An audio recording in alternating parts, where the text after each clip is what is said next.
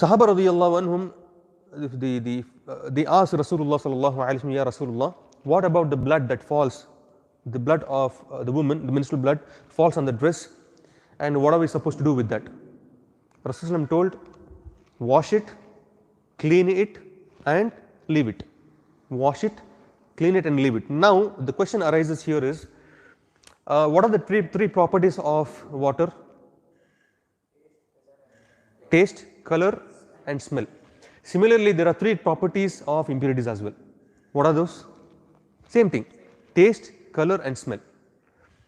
Sometimes what happens is, there is dirt on your dress and you wash it and you clean it. Sometimes the traces of the color remains. The traces of the color remains, but the smell and the taste has gone. The smell and the taste has gone, but the traces of the color remains.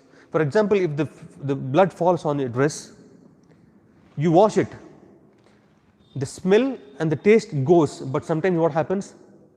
The color remains. The color remains. Keep this in the mind.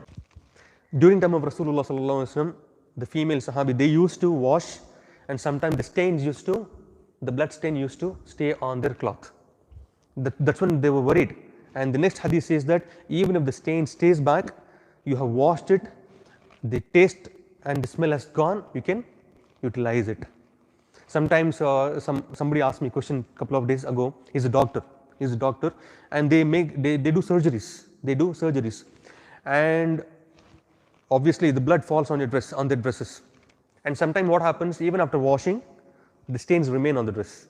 He was worried whether his salah is accepted or not, whether he can wear it or not. I said, you can absolutely wear it as long as it is washed, and even if the stains remains. Sometimes what happens is, when you go on the road, there is some impurity on your dress or on your shoes. You don't have to wash it.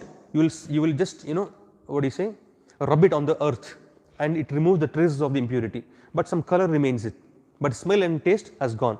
In this case, it is impure.